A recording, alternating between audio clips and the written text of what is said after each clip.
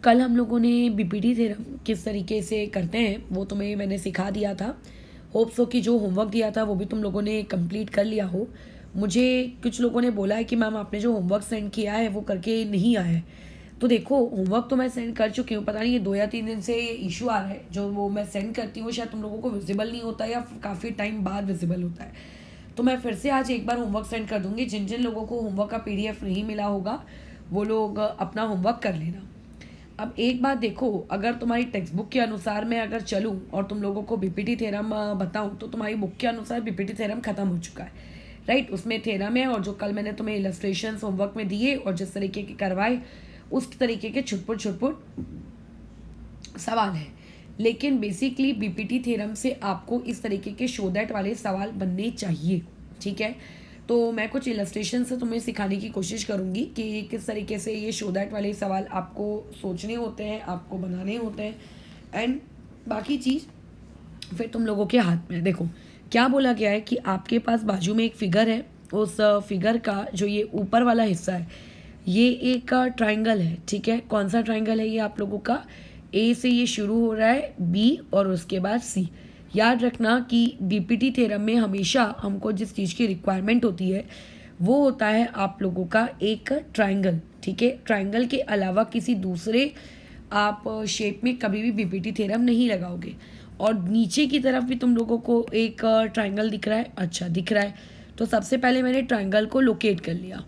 अब BPT theorem में एक सेगमेंट एक साइड के पैरेलल होती है, ये मुझे पता लगाना है कि कौन सी वाली सेगमेंट किस साइड के पैरेलल है। तो गिवन पार्ट में ऐसा लिख कर दिया है कि एम एल पैरेलल है बी सी के, यानी कि ट्राइंगल ए बी सी में ये जो एम एल है ये एम एल मेरे किसके पैरेलल आ रहा है? इस बी सी के पैरेलल आ रहा है, राइट। तो इस चीज़ को मैंने कैसे लिख लिया कि लेट्स से मेरे पास एक ट्राइंगल ए बी सी है, उस ट्राइंगल ए बी सी में जो आप लोगों का सेग है एम एल, ये किस चीज़ के पैरेलल है? मेरे साइड बी सी के पैरेलल है। अगर मैं इस फिगर को यहाँ पे इस तरीके से देखो रीड्रॉ करूँ, ठीक है, और तुम लोगों को यहाँ पे लिख दूँ कि दिस इज़ एम और दिस इज़ एल, ये आप लोगों का बी और ये आपका सी। और अगर मैं तुम्हें इसमें कहूँ कि इसमें आप बीपीटी थ्योरम अप्लाई करो, क्यों बीपीटी थ्योरम अप्लाई करना है? अगर किसी भी ट्राइंगल में कोई भी सेगमेंट अगर उसके साइड को अपोजिट साइड को पैरेलल होती है तो उस पर्टिकुलर ट्राइंगल में हम लोग क्या अप्लाई कर सकते हैं? बीपीटी थ्योरम अप्लाई कर सकते हैं। तो अकॉर्डिंग टू बीपीटी थ्योरम यहाँ पे मुझे रेशियो लेना होगा। कल मैंने रेशियो लेना सिखाया है, तो बताओ यहाँ पे रेशियो क्या हो जाएगा?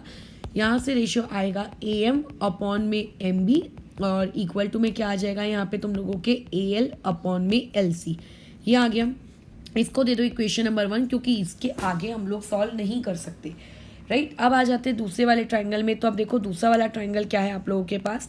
तो in triangle A D C, ठीक है, ए डी सी वाले ट्राइंगल में आप लोगों का जो सेग है वो सेग एन एल पैरेलल होगा किसके? तुम लोगों की साइड डी सी के, ठीक है। तो दूसरा वाला ट्राइंगल कैसा दिखता है उसको मैं यहाँ ड्रॉ कर लेती हूँ, ये इस तरीके से, ठीक है। ये ए है, ये सी है और ये डी है, ठीक है। ये ए सी डी और इसमें मैंने सेगमेंट ड्रॉ कर ली। ये था आपका एन पॉइंट और ये आपका एल पॉइंट। अब अगेन इस ट्राइंगल में एक आपकी सेगमेंट उसके अपोजिट वाले साइड को क्या दी गई है? पैरेलल दी गई है, ठीक है। तो इसमें हम लोग बीपीटी थ्योरम अप्लाई कर लेते तो क्या हो जाएगा? देयरफॉर बाय बीपीटी थ्योरम, ठीक है। बीपीटी थ्योरम के हिसाब से मुझे रेशियो लेना पड़ेगा। तो रेशियो क्या आ जाएगा बताओ? ए से लेना स्टार्ट करते हैं हम लोग ज्वाइनिंग पॉइंट से। तो क्या हो जाएगा? ए एन अपॉन में एन डी इक्वल टू में कितना हो जाएगा? ए एल अपॉन में एल सी। ये आ गया इक्वेशन नंबर 2। अब इक्वेशन नंबर 2 को भी फर्दर सॉल्व नहीं कर सकते हो, बट इक्वेशन नंबर 1 को और इक्वेशन नंबर 2 को अगर तुम ध्यान से देखोगे तो तुम्हें ये चीज़ देखने को मिलेगी कि A M upon M B ये वाला रेशियो किसके बराबर आता है? आप लोगों के ए एन अपॉन एन डी के इक्वल आता है।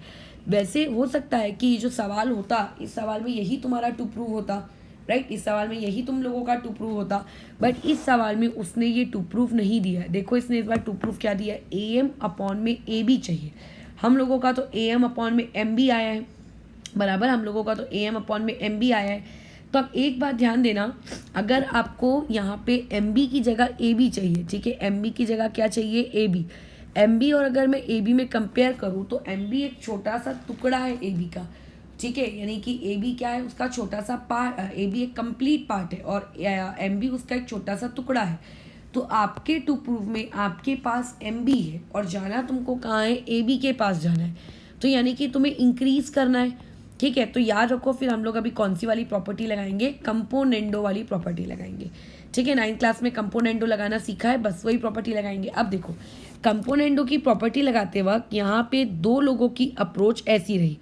जो फर्स्ट पर्सन बोलता है कि आई विल अप्लाई कंपोनेंडो, तो लगाओ कंपोनेंडो, क्या हो जाएगा, A M plus M B upon में एम बी इक्वल टू में कितना हो जाएगा, ए एन प्लस आपका एन डी और अपॉन में कितना, एन डी, ये आ जाएगा।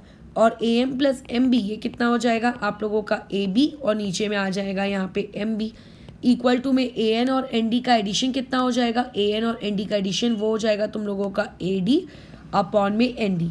तो ये बोलेगा लो मेरा आंसर का रूट मतलब टू प्रूव आ गया। तो देखो जरा टू प्रूव आया है क्या, ए एम अपॉन में एम बी, तो ये तो ए एम अपॉन में ए बी है, एम बी तो है नहीं, ए बी तो आ गया बट एम बी तो नहीं चाहिए था। तो एक दूसरा पर्सन बोलता है कि एक काम करता हूँ मैं रेशियोज को पहले इन्वर्टेंडो करता हूँ। ठीक है, वो क्या बोलता है कि कंपोनेंडो लगाने से पहले मैं इन रेशियोज का क्या कर देता हूँ, इन्वर्टेंडो करता हूँ। तो इन्वर्टेंडो करने से एम बी ऊपर चला जाएगा, ए एम नीचे आ जाएगा और वैसे ही बाजू में एन डी ऊपर चला जाएगा और ए नीचे आ जाएगा। वो बोलता है कि ठीक है अब मैं यहाँ पे कंपोनेंडो लगाऊंगा। ठीक है, तो अब वो यहाँ पे कंपोनेंडो वाली प्रॉपर्टी यूज़ करता है। तो देखो क्या हो जाएगा, एम बी प्लस आप लोगों का ए एम अपॉन में ए एम, ठीक है, और equal to N D plus A N upon में ए एन। तो अभी एम बी और ए एम इन दोनों का एडिशन अगर मैं करूँ तो तुम्हें लगता है ये चीज़ ए बी हो गई और नीचे में आपका ए एम वैसे का वैसी और इक्वल टू में ये वाला एडिशन कितना हो गया तुम लोगों का, लेट देख लेती हूँ मैं एक बार, ए एन प्लस एन डी, ये ए डी हो गया। ठीक है, तो ये ए डी हो गया और नीचे में क्या आ चुका है, ए एन आ गया है। अब देखो टू प्रूव करने को क्या बोला था, टू प्रूव करने को बोला गया था आपका A M upon A B. तो कोई बात नहीं, ए एम और ए बी आ तो गए ना, भले ही ऊपर नीचे आए हो। तो अगेन इसमें हम लोगों ने क्या कर दिया, फिर से एक बार इन्वर्टेंडो लगाया। तो एक बार फिर से इन्वर्टेंडो लगाने से क्या हुआ, ए एम तुम लोगों का ऊपर चला गया, ए बी आपका नीचे आ गया और इक्वल टू में ए एन आपका ऊपर चला गया और ए डी आपका नीचे आ गया। ये ऐसे बस खत्म हो गया सवाल। तो होता कैसे है कि जब आप लोगों को कंपोनेंडो लगाना हो तो कंपोनेंडो लगाने के दो तरीके होते हैं, या तो जो रेशियो आया है उस रेशियो में आप डायरेक्टली कंपोनेंडो अप्लाई कर दो, या फिर उसका पहले इन्वर्टेंडो करो और इन्वर्टेंडो करने के बाद फिर उसमें कंपोनेंडो को अप्लाई करो। ठीक है, तो अभी ऐसे केस में एक बात का बस ख्याल रखना कि वो कैसे पता चलेगा करके कि आपको क्या करना है। अब देखो मैं समझाने की कोशिश करती हूँ, जो थोड़े बहुत दिमागदार प्राणी होंगे उन्हें समझ में आ जाएगा, बट जो पोपट नरेश है उन पोपट नरेशों का फिर कुछ नहीं किया जा पाएगा। ठीक है, तो यहाँ पे देखो आप लोगों को जो टू प्रूव चाहिए उस टू प्रूव में क्या है, आपको ए एम चाहिए, ए एम राइट, और आपको टू प्रूव में ए एन चाहिए। आपको क्या चाहिए, ए एन। ये क्यों भी वाला पार्ट में 9th में भी सिखा चुकी हूँ, जिन्होंने 9th का ढंग से नहीं पढ़ी है उन्हीं को समझ में नहीं आएगा। ये मैं एक और बात क्लियर कर दूँ, 9th को या तो मजाक में पढ़े हो या तो सवाल को रट्टा मार के अगर पास कर लिए हो 9th, ठीक है, भले ही मार्क्स आते हो बट कंसेप्चुअली अगर चीज़ें क्लियर नहीं है तो फिर वो उसको भी पोपट नरेश में ही गिनते हैं। तो ऐसे लोगों ने जिन्होंने 9th नहीं पढ़ी है, जिन्होंने 9th रट्टा मार ली, उनके दिमाग के बाहर की चीज़ें रहती हैं फिर मैथ्स जो रट्टा मारते हैं एकदम। अब देखो आपको क्वेश्चन में क्या चाहिए, ए एम होना।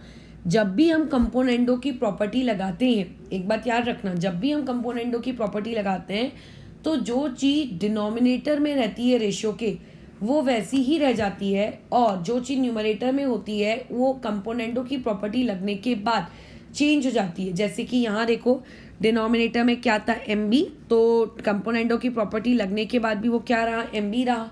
और ऐसे केस में जो चीज़ न्यूमरेटर में थी ए एम, देखो वो कन्वर्ट हो गई किस में, ए बी में। तो अगर मुझको दिख रहा था मेरे सवालों में कि मुझको आपके टू प्रूव में ए एम होना, तो अगर मुझे ए एम चाहिए तो ऐसे में अगर मैं इसको ए एम को ऊपर रखूँगी तो ए एम तो मेरा डिस्ट्रॉय हो जाएगा।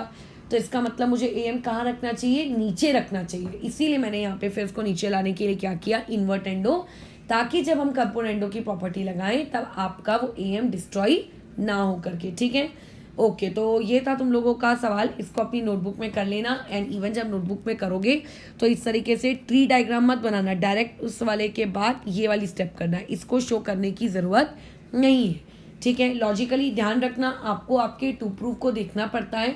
टू प्रूफ को देखने के बाद ये डिसाइड करना पड़ता है कि वहाँ पे हमें कौन सी प्रॉपर्टी अप्लाई करनी है। ठीक है, चलो फिर आगे बढ़ते हैं अभी नेक्स्ट सवाल में, नेक्स्ट वीडियो में।